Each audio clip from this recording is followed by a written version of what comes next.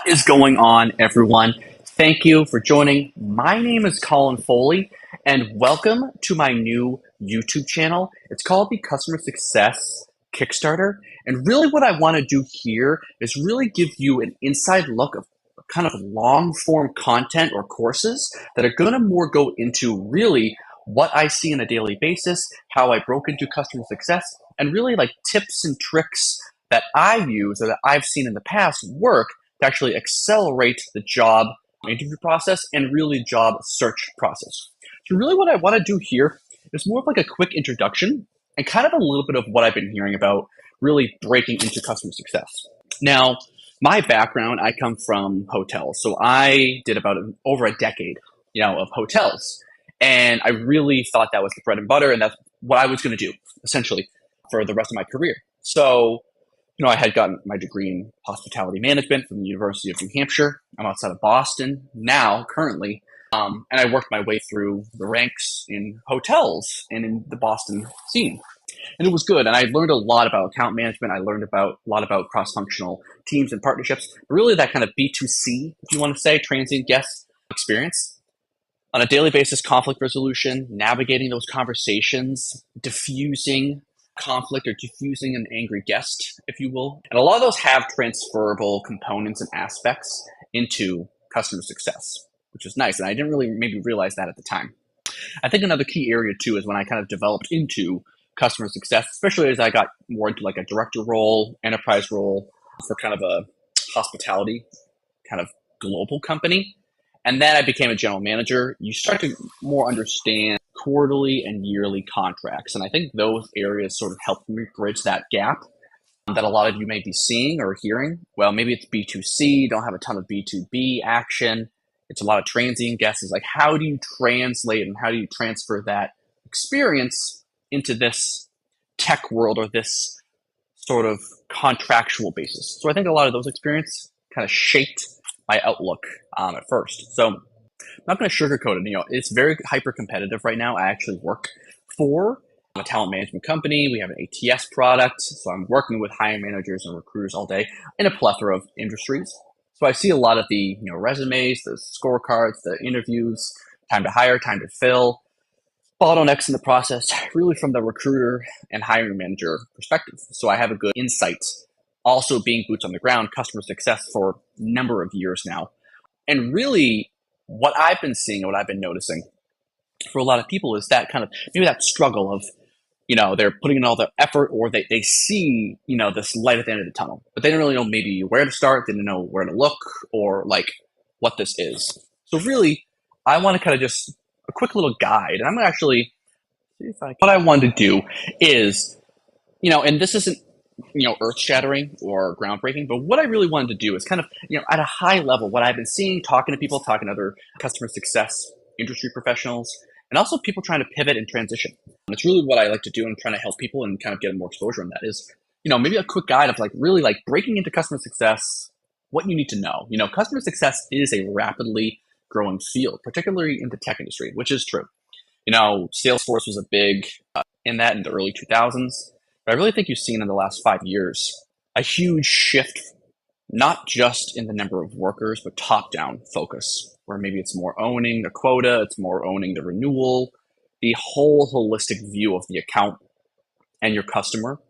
You're now seeing that more and more from top-down companies. CEOs are prioritizing these and CFOs, and they're aligning the product, the chief customer officer down to retention and churn, because it's a lot less expensive to retain clients, especially trying to move up market as well. So it's a role that involves ensuring customers achieve their desired outcomes. Very key buzzword, but it's true, while using your product or service. Now, really, there's a lot of, I don't want to say like information, there's a ton of information out there, right? And really like driving outcomes, it's a buzzword, but like you need to know that. And like whether you're in occupational therapy, whether you're in hospitality, hotels like myself when I was previously, real estate, whatever, account management, you need to know how do you drive desired outcomes. It's not okay or it's not satisfactory now to just say, I drove adoption. Fantastic. That was okay 3 years ago. You really need to start now saying, because I drove the adoption, whatever benchmark that is of the product or whatever you're doing, and even if you haven't done customer success, if you're a nutritionist or you're in fitness, like you drove adoption to your program. To what outcome? That's the key part when you're sort of developing your strategy, especially if you don't have a customer success background. And a lot of this conversation right now is going to be based on if you're trying to break into, essentially, and you don't have that formal title, you know. And really what I've heard from a lot of people too is that first kind of question is obviously like the why.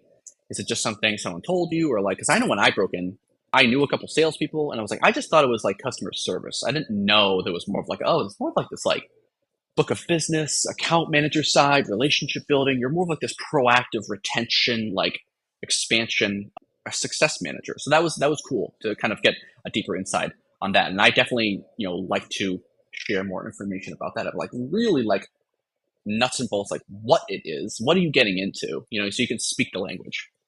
It's responsible for maintaining relationships while with existing customers and ensuring that they receive maximum value from the product and service. This involves understanding the customer goals, helping them utilize the product efficiently, and resolving any issues that they may face. And really, these are kind of 4 key areas. And again, this is kind of like Notion. I wrote these down. There might be more. And I might also, like, if these are, good, let me know. Like, I can go into like each one of these 4.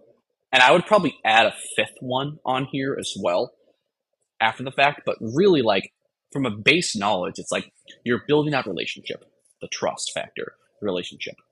The one caveat I would say here is like, obviously it says like it's a key aspect, which is true.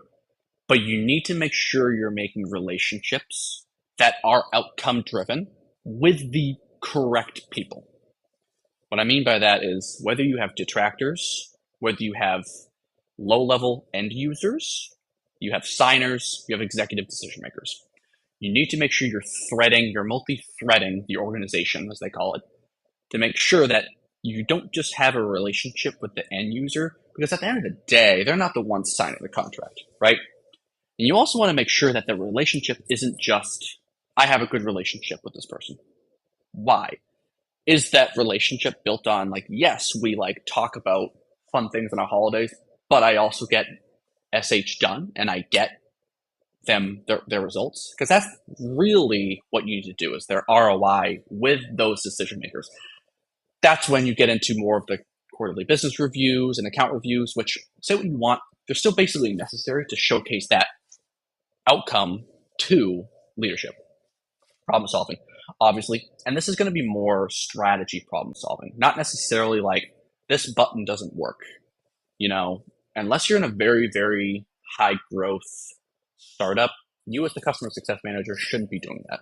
That should be someone else. That's kind of a waste of your time, to be honest. And you need to kind of outline that with that client first off. So really you want to solve outcome oriented, like something they outlined at first. Like I work for a talent management. So like, why is the time to hire not working? So you're solving the problem of like workflow stages. You're solving the problem of an interview scorecard or some reporting metric of number of hires versus this, right? Why? Strategic problem solving. Project management, very good.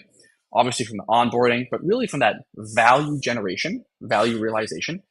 Essentially, you want to basically projectize everything, whether it's a new user, new training, usage audit, whatever it may be. You want to basically projectize that because you want sort of like start and end like a project. That way you can kind of check off the boxes and like, okay, we covered this last time, check, we're moving in the right direction, and you can have those checks along the way with those users.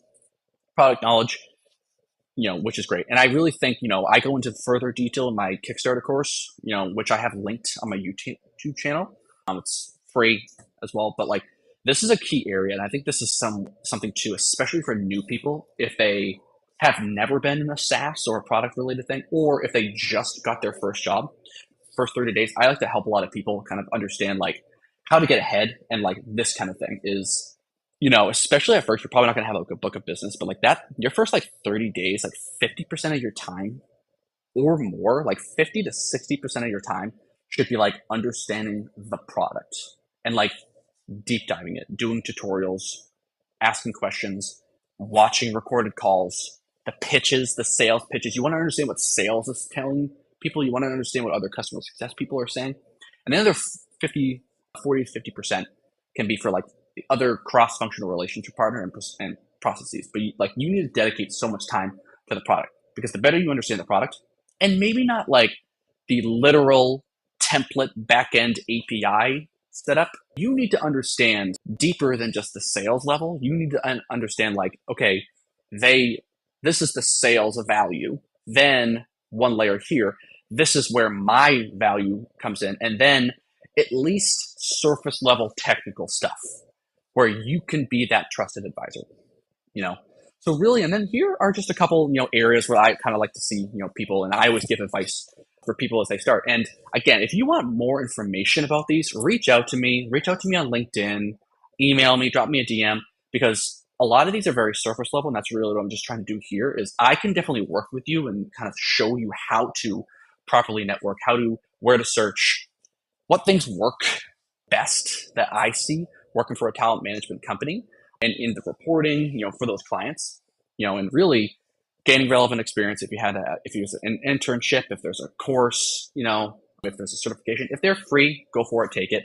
Talking to people, obviously, networking and learning as much as you can. Read books, Coursera, Udemy, as much as you can to really speak the language, which is important. And then again, apply. And again, resume portion, I'll probably have that in a separate topic because that's a whole nother animal. But I think once you sort of have that foundation, you can then start to put the strategy in place that you want to apply for jobs. And remember, breaking to customer success, like any career pivot, which I've done twice in my career, takes time, patience, and persistence. So definitely stay focused, keep learning, and you'll definitely find your way. So again, reach out to me. I'm always here. I really like to workshop and go deeper into these as I go into, and I'm going to post more of these. And really, my end goal is to help people and get all this content. And again, if people really like this content, they can definitely work with me as well as I'm starting to expand that as well. So thanks, guys.